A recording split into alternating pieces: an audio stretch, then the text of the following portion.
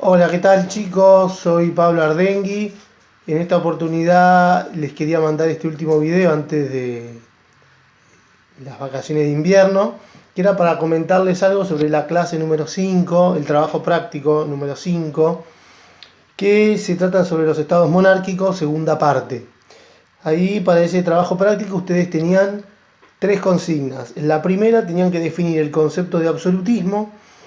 Después tenían que observar la línea de tiempo de la página 20 del manual e indicar qué estados se enfrentaron en guerras entre el 1500 y el 1648 y determinar si hubo algún periodo sin guerras.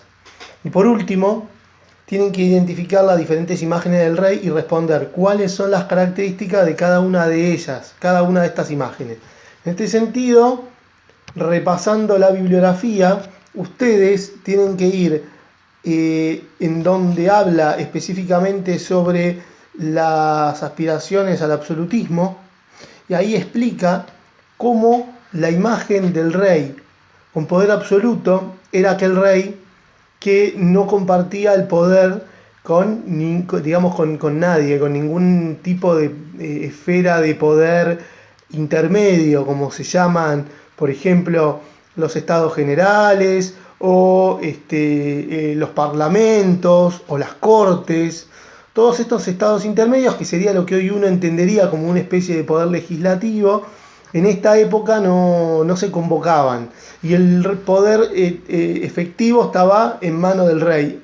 Si ustedes agarran la página que está señalada en las consignas donde habla de las aspiraciones al absolutismo, ahí explica justamente qué era el absolutismo, pero la palabra absoluto viene del poder total que tiene el rey y que no lo comparte con otros poderes o con otros estamentos, ¿sí?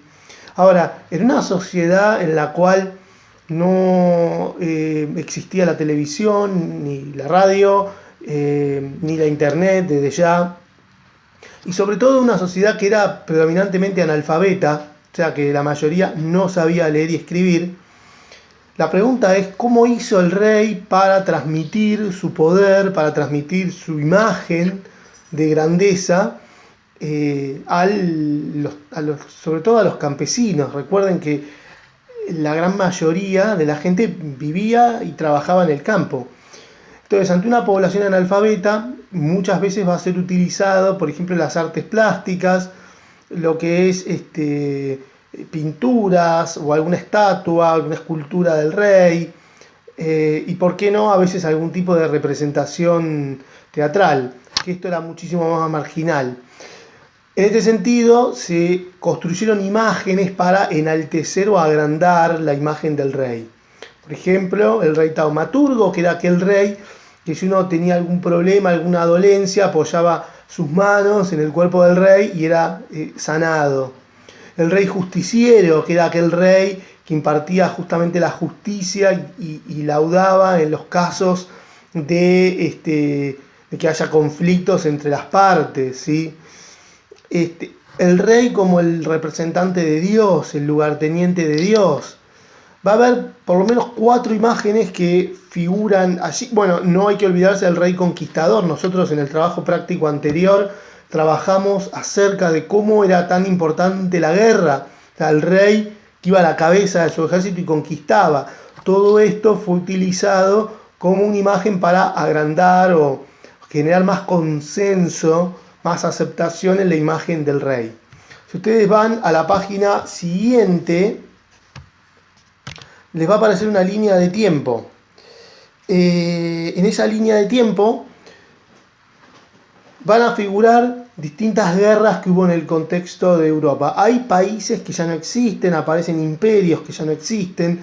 Fíjense la línea, la página que señala la consigna, si en ese periodo hubo algún momento sin guerras. Realmente fue una etapa muy conflictiva. Yo les diría que prácticamente no hubo periodo sin guerra, pero traten de ver quiénes eran los que rivalizaban entre sí y si hubo algún intermedio de algún periodo donde no hubo guerras en Europa.